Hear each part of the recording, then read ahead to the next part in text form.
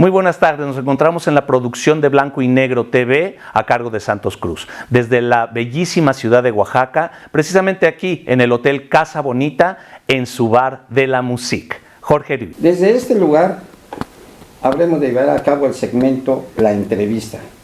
Para ello contamos con la presencia del maestro Saulo Chávez Alvarado. ¿Qué tal, amigo? Muy buenas tardes, Saulo. Hola, estimado Santos Cruz, muchas gracias por la invitación, aquí acudiendo como siempre, atendiendo tu llamado y en un lugar tan hermoso como este restaurante bar de la Musique. Que nos ayudes con tu opinión en el tema de política nacional y elecciones 2024. Muy bien.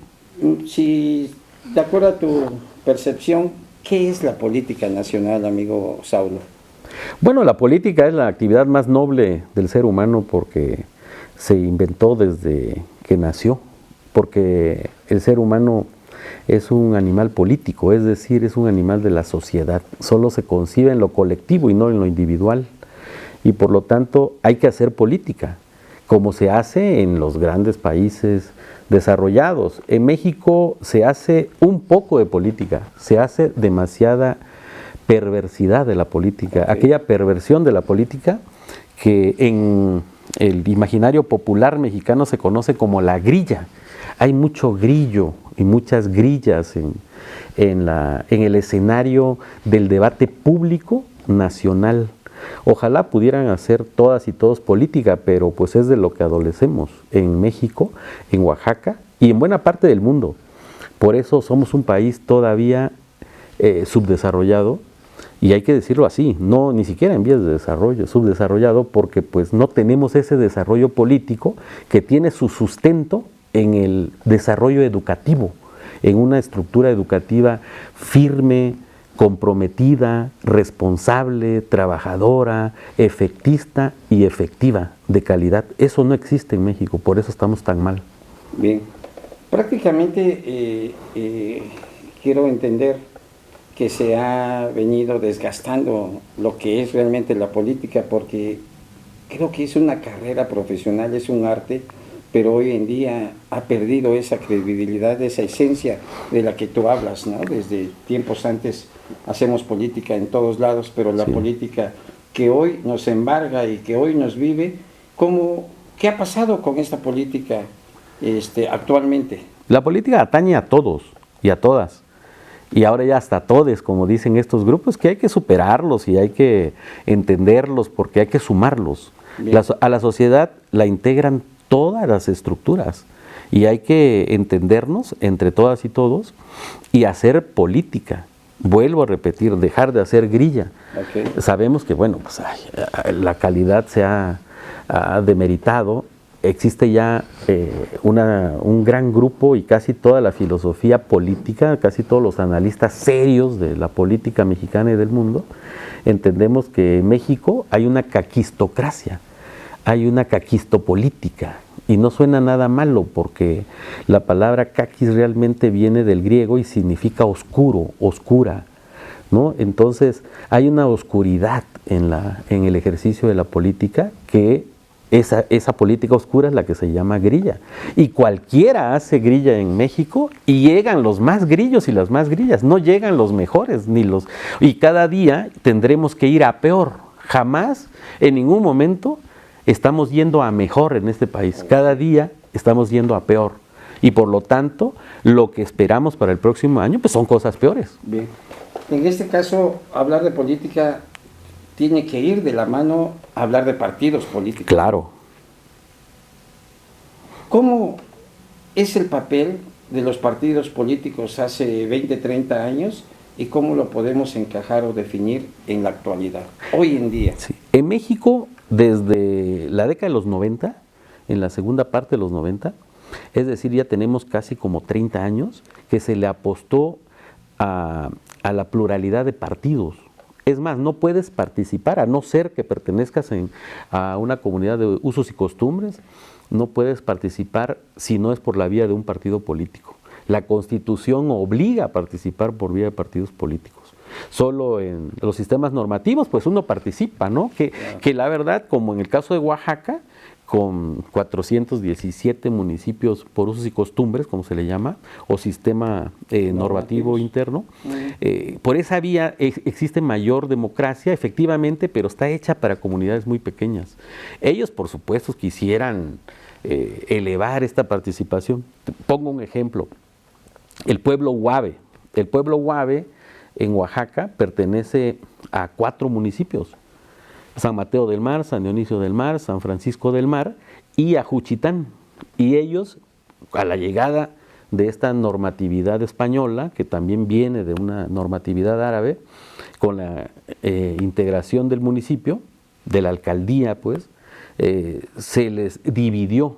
Y ellos lo que buscan, como los acuerdos de San Andrés, ¿no? Ahora que recordamos aquello que propuso el subcomandante Marcos del ZLN, que era que se pudieran organizar por pueblos, no por municipios. Entonces ellos deberían tener solo un pueblo Huave en esos 4 municipios, pero claro, eso ya es imposible, y ninguna autoridad está aceptándolo, y por lo tanto, algunos todavía mantienen usos y costumbres, otros se han visto obligados a participar por partidos políticos. Ahora, el problema es la calidad de partidos políticos. Tenemos partidos políticos de lo peor, ¿no?, en este país. Así como en buena parte del mundo, cada vez se inventan partidos políticos. Claro. En los únicos lugares donde se mantienen partidos políticos estables, por ejemplo en Estados Unidos, ¿no? Hay un sistema bipartidista, ¿no? Los demócratas, republicanos. En México cada vez aparecen partidos políticos, ¿no? Primero pasan por ser asociaciones políticas nacionales y ahí van evolucionando. Y el problema es que usan recursos públicos, viven del erario. Ese es un grave problema en un país donde faltan recursos para ejercer tales recursos en obra pública, claro, o, por ejemplo, en invertir o reinvertir en el sistema educativo. Y prácticamente existe el desaseo en partidos políticos, ¿no? En la actualidad han perdido esa credibilidad. ¿Por qué crees que tantos partidos grandes como pequeños han perdido la credibilidad? Porque son improvisados sus liderazgos. No invierten en capacitación, además de que tienen esa partida presupuestal, pero pues siempre buscan la forma de tergiversarla, ¿no? De moverla para otros intereses, pero la verdad es que está muy mal, están muy mal los liderazgos. No hay liderazgo bueno en ningún partido político. Todos están en esto que hemos denominado la caquistocracia, ¿no? Que sube, eleva aquel que le apuesta más al rumor, aquel que tiene mayores mafias y aquel que puede vulnerar los recursos públicos, ¿no? A través de la obra pública, claro, para enriquecerse y meter a toda su familia.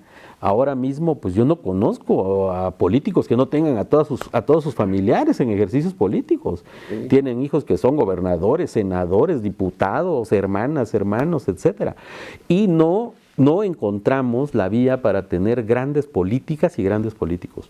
Decidimos apostarle también a que a la política se sumaran las mujeres. Y sí, se sumaron, pues se sumó el Baster Gordillo, Rosario Robles, la ministra plagiadora y demás, ¿no? O sea, tratamos de buscar que se incorporen nuevos actores, nuevas actrices políticas también, pero tal parece que la calidad, tanto de hombres como de mujeres, está muy lamentable. Ya no digamos también de otros grupos, ¿no? Que han buscado participar en la política y que solo los vemos haciendo escándalos en la Cámara de Diputados, algunos que son, no sé, de tal o cual grupo y que son vedettes, ¿no?, de la política. Solo falta que vayan en ropas menores, ¿no?, en paños menores a las cámaras. Fíjate, licenciado, ¿consideras que los partidos políticos nacieron como para proteger al gobierno en el poder, para servirles, para ser una élite, de tener el control y sobre todo de mantener el poder? Sí, por supuesto. Los partidos políticos, como lo establece la Constitución, ¿no? Los partidos son instrumentos. Son instrumentos, diría Marx, ¿no? Son instrumentos de un sistema para proteger a los poderosos de tal sistema. Por eso existen los partidos políticos. No, y los chiquitos que prácticamente aparecieron precisamente del subsidio del candidato. Fíjate que es una demanda ya de la ciudadanía, que lo que estamos viviendo, que son consecuencias del Partido Revolucionario Institucional que nos dejó la corrupción, la inseguridad, la delincuencia. consideras que lo que hoy estamos viviendo es, por así, consecuencia de los actos del partido del PRI? Pues el problema no es estrictamente hablando los partidos, sino la sociedad, el sistema educativo. Okay. Podrá llegar cualquier partido, es más, si pudiéramos importar al Partido Demócrata o al Republicano, pero tener la misma sociedad y la misma calidad de ciudadanos, es imposible que mejoremos este país. Tiene que haber un concurso más amplio. Los grandes países solo han logrado el desarrollo con un programa estricto de aplicación de la justicia, como por ejemplo Singapur, ¿no? Ahí cualquier delito es penado y tienen que recomenzar con la reeducación de la población, ni siquiera del ciudadano, de la población, es decir, desde las niñas y los niños.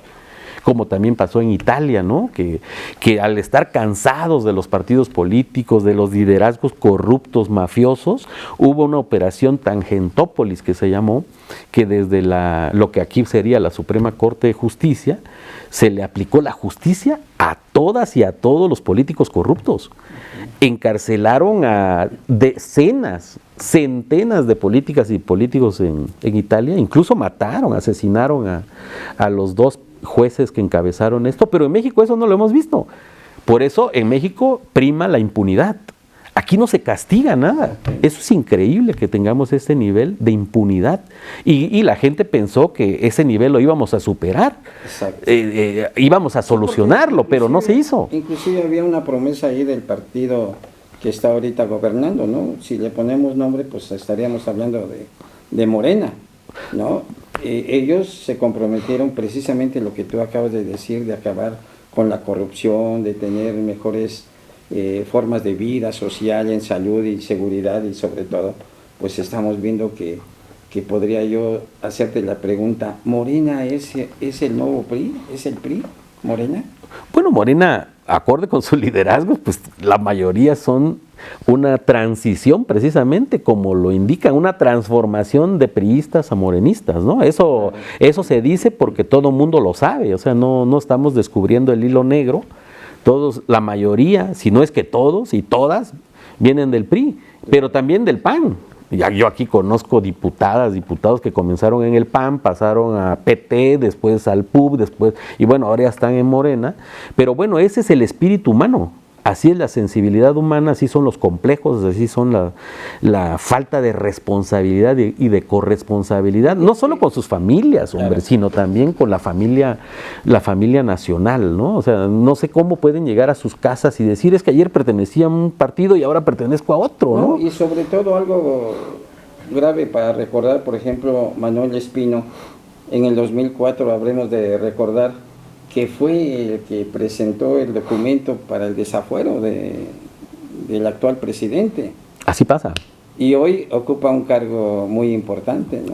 Y así es, pero desgraciadamente esto no tiene solución a menos que vuelva nuevamente un cambio, pero bueno, ya llevamos el tema de México que siempre está tratando de cambiar en cada sexenio y no cambiamos en nada. Cambiamos para derribar y destruir nada más todo lo que había hecho Porfirio Díaz en México, ¿no? Que fue el segundo modernizador de México. Se le hace una revolución, destruyen todo lo que había construido, ya no invierten hasta 100 años después en el tren que él hizo, en los aeropuertos, en todo lo demás, pero llegan peores. Claro. Llegan peores utilizando la vía de la supuesta revolución, ¿no? Que bueno, ahí hay infinidad de escritores, desde Juan Rulfo, ¿no? Que analiza poéticamente, literariamente, cómo fracasan, ¿no? Las revoluciones, que también eso se puede encontrar en ese tipo de lecturas, ¿no? Y bueno, hasta el momento, pues solo hemos vivido etapas de destrucciones. Llegó, claro, la Segunda Guerra Mundial, eso nos permitió, ante el espanto, el horror de la Segunda Guerra, poder invertir, generar desarrollo viendo el interior de México.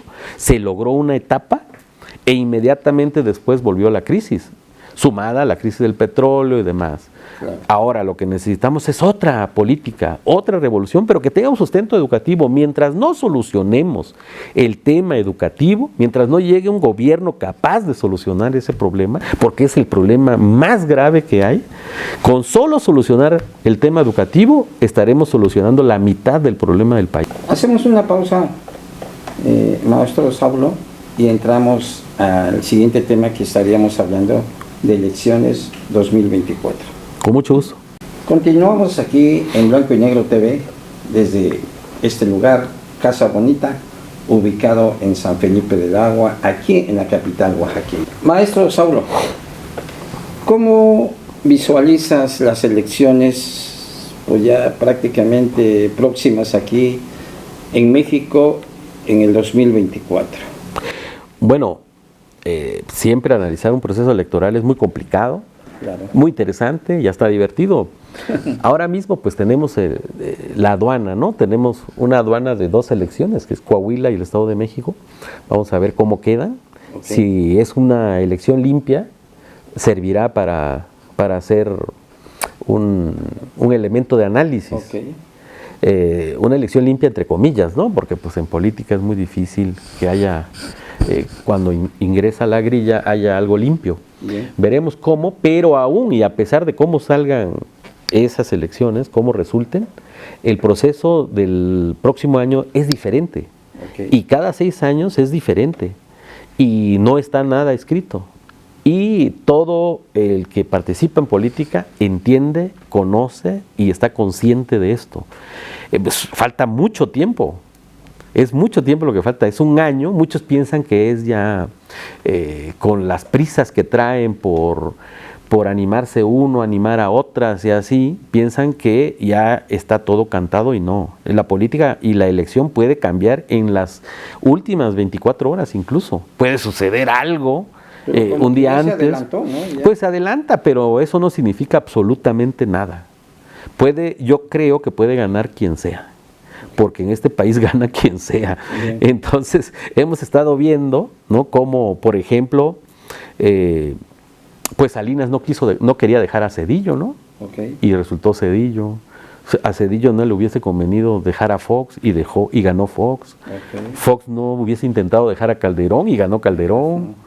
Calderón no hubiese dejado que ganara a Peña y ganó Peña. Bien. A Peña no le convenía que ganara el actual y ganó. Okay. Entonces, si todo mundo y toda la historia nos va relatando algo así, pues hay que poner en duda lo que venga el próximo año. Bien. Además de que hay una serie de aspirantes, ¿no? Se soltaron los aspirantismos, claro. Dicen los grandes politólogos, ¿no? Como Cosío Villegas, que vivimos en un país de aspirantes, de un aspirantismo vil, vulgar, y hacia eso estamos viendo.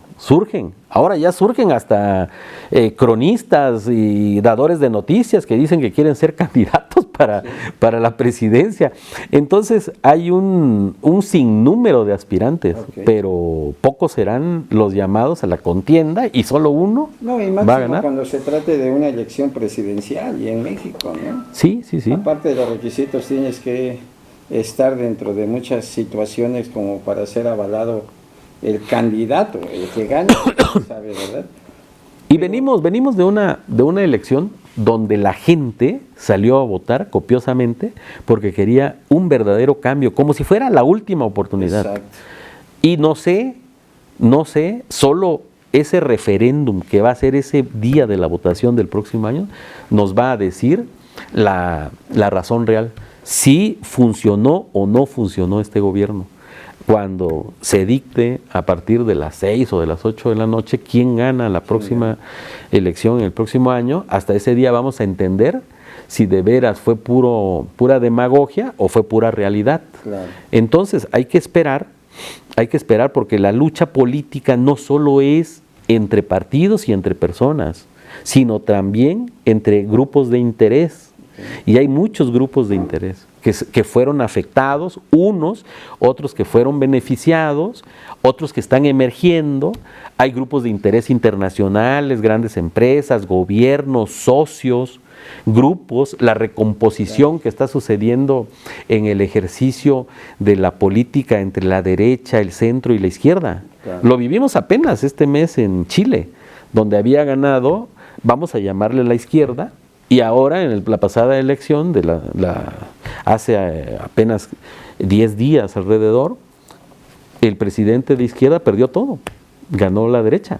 Claro. Entonces, estamos yendo a un ir y venir que es normal en sociedades donde los gobiernos y los estados a los que administran esos gobiernos no responden a lo que está solicitando la ciudadanía, no responden a lo que exige la sociedad. Entonces tenemos que esperar cómo va a ser la próxima elección y de entre tantos aspirantes también entender cuáles son los grupos políticos.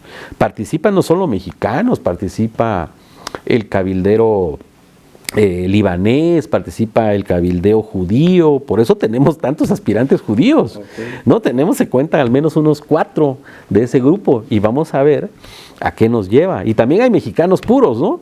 Entonces veremos entre grupos de intereses, grupos de comunidades, ¿no? Como los que ya mencioné, vamos a ver quién impone a quién, porque no solo es voluntad de un solo hombre, estará muy equivocado el que piense que México se gobierna en esta etapa con la voluntad de un solo hombre o de una sola mujer. Es de un olfato político muy interesante y yo confío en el máximo representante para que pueda discernir e inclinar la balanza, que todos sabemos que es el presidente de la República.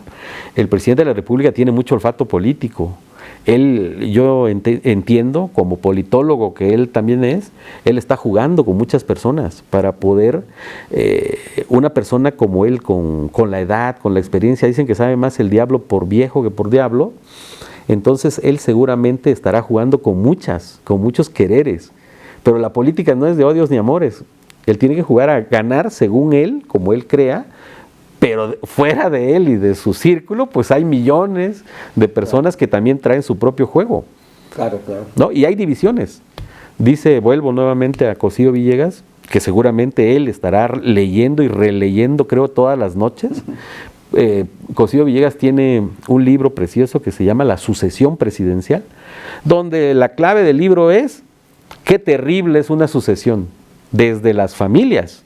Claro. En las familias todo el mundo se quiere, pero cuando fallecen o estás falleciendo tienes que hacer la herencia, dictar tu testamento, todo el mundo se pelea. Okay. Así como pasa en las familias, así pasa en la familia política, en los grupos políticos. Y eso es lo que va a suceder a partir de este año. En cuanto empiecen a renunciar y empiecen a golpearse, se van a tener que distanciar. Y lo más difícil es la sucesión presidencial. ¿Crees que en las próximas elecciones haya una polarización? ¿Polarización? Sí, claro, puede haber, pero a nadie conviene. A nadie conviene. Se me ocurre, por ejemplo, según vayan las encuestas y las situaciones que se lleve a cabo para elegir al próximo candidato, a lo mejor no existan las condiciones para llevarse a cabo una elección y este gobierno se alargue 2, 3 años más. ¿Los consideras así? No. México es un gran país. México es uno de los países más importantes del mundo, de las 15 economías. Y sí, México se desentiende de la política por la calidad de los políticos y de los partidos políticos, pero solo se ocupa de la política una vez, el día de la elección. Y como esta elección va también con elecciones municipales, de las cámaras, ¿no? El Congreso de la Unión, etcétera, y de los congresos de los estados, pues ese día va a salir la mayoría de la población. Es el único día en el que se preocupa. Sí va a haber elecciones. Por supuesto que va a haber, y la gente va a decidir. El pueblo mexicano efectivamente es muy sabio. Quien quiera grillarlo diciéndole que es muy sabio, creyendo que lo va a beneficiar, está totalmente equivocado. No lo va a poder grillar. ¿Por qué? Porque la gente votó en contra de una situación dada, no a favor de otra persona.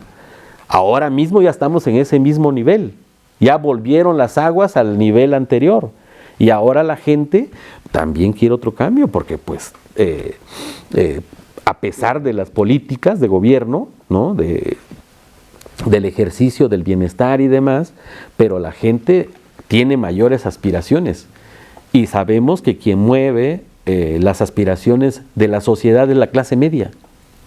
por más que queramos entender que deben ser las masas populares, es la clase media, y la clase media alta, y también las clases populares que quieren alcanzar a instalarse con la clase media. Claro. En Oaxaca, ¿cuál es el futuro del PRI? Bueno, del PRI y de todos los partidos, pues tienen el mismo futuro que tienen a nivel nacional, ¿no? Ellos buscan competir en política como en la vida, y sobre todo en política. Solo cuando ves la esquela es cuando te das cuenta que alguien ya murió, y mientras no esté en la esquela y siga recibiendo prerrogativas, ¿no? Como ya lo vimos, este año Morena va a tener a nivel federal, tiene casi 2,000 millones de pesos. El PRI y el PAN tienen 1,150 más o menos cada uno. Y a nivel estatal, bueno, hay 185 millones de pesos, Morena en el estado recibe alrededor de 66, 3 millones de pesos al mes, ¿no? El PRI alrededor de 2 millones, el PAN por ahí va. Entonces, mientras tengan esa respiración artificial, claro, ¿no? Porque realmente llega un momento en el que ya no representan a nada ni a nadie. Bien. Entonces, pero tienen esos recursos. Claro. Por lo menos tienen para mantener a su clase política, su clase grillesca, ¿no? Pero de muy pésima calidad todas y todos. Claro. Ojalá, ¿no? Y surjan algunos ahí que entiendan la responsabilidad. Pero la política responsable es muy difícil de construir si no modificamos y no componemos el sistema educativo. Claro. Eso es fundamental. Todo mundo sabe desde que Platón y Sócrates lo dijeron, que la educación es la base fundamental de toda sociedad. En México lo entendió José Vasconcelos, por eso hizo todo el trabajo, pero bueno, Calles lo hizo a un lado, ¿no? Cuando sintió que él podía superar a todos a través de esta política educativa. Y él mismo lo cuenta, ¿no? En sus memorias y demás, sus libros, en sus obras, de cómo lo hicieron a un lado. Okay. Y que le quitaron hasta los desayunos escolares que él había implementado en las colonias de la Ciudad de México. Y desde ese momento que Vasconcelos fue hecho a un lado de la revolución se cayó. Okay. Porque la revolución no era el elemento, la batalla, la sangre, los balazos, las bombas, eso no es la revolución. Bien. Dijo Vasconcelos, la revolución son las instituciones, y las únicas necesarias para crear instituciones, hay una serie de condiciones, ¿no? Claro. Pero la principal es la educación, por eso él le apostó a la educación. Bien. Pero después de él, la educación ya se tergiversó, como se tergiversa todo en este país, hasta las palabras, se tergiversó como la política. Y pues ya nadie hizo educación, todo mundo pues se encontraba profesoras y profesores que ni siquiera habían estudiado, pero ya habían conseguido una plaza y demás, ¿no? Claro. Tuvimos, si bien nos fue un profesor por año, tal vez nos fue bien de 10 profesores que teníamos, pero los otros 9 eran pésimos, ¿no? Por eso en México, por ejemplo, no hablamos inglés, pero hay profesores de inglés desde la secundaria. Pero los profesores de inglés no hablaban inglés para darnos inglés. Entonces, no es como si te interactúas con cualquiera de cualquier país desarrollado, llámese Alemania, Japón, Suecia, todos hablan inglés, además de su lengua materna. En cambio, en México no, porque pues ahí se metían los familiares, ¿no? Y eso sucedió en muchos, lo mismo sucedió en matemáticas, ¿no? En lugar de que te diera un matemático, un ingeniero, te daba un psicólogo, o alguien así, todavía, y viceversa, ¿no? Todavía hay escuelas, ¿no? Por supuesto. En las universidades, inclusive. Las universidades son las peores que hay en el mundo. Exacto. ¿No? La única que se salva en México es la UNAM todavía, pero las demás están para llorar. La verdad. Porros siendo rectores. Sí, eso no puede ser. Eso es correcto. Sí, o sea, es terrible que eso suceda. Porros allí dando clases de matemáticas, de física. Sí, entonces, pero no solo sucede eso en los estados, también sucede en las grandes universidades. Claro. Ahora viene la elección del rector de la Universidad Nacional Autónoma de México, vamos a ver cómo queda. Okay. ¿No? Porque también ahí traen sus rejuegos, porque todavía es un reducto donde se mantiene alguna calidad educativa. Pero bueno, es un tema para estar preocupados. Claro. El tema porque la gente se desentiende, como te digo, de la política casi toda su vida hasta que llega el momento de la elección. Okay. Ojalá nos pudiéramos ocupar cada día, porque podríamos entender y ver a los políticos, nadie los revisa. Nadie los revisa, tenemos la Auditoría Superior de la Federación, etcétera, deberían de revisarlos, a los senadores, a los gobernadores, qué tienen, cómo llegaron, con qué terminaron. No, y sobre todo, qué han hecho, ¿no? Efectivamente. Pero bueno, tenemos obras. Entre más malos son, más premiados son. Y así nos irá. Bien. Si no cometemos una revolución, si no acometemos una revolución educativa y tener ciudadanos más responsables. Claro. Hubo un autor mexicano que escribió en los años 2000, creo que fue, lo de ciudadanos imaginarios. Por eso el presidente siempre menciona eso en sus discursos mañaneros, de los ciudadanos imaginarios. Porque imaginamos que tenemos ciudadanos, pero no tenemos ciudadanía. No es cierto que exista. Son muy pocos y existe una polarización total. Claro. Unos blanco y negro como este programa, pues, ¿no? Unos critican a otros y así nos la hemos llevado con la polarización que has tenido a bien comentar. Bien. Pero tenemos que superar la polarización. Okay.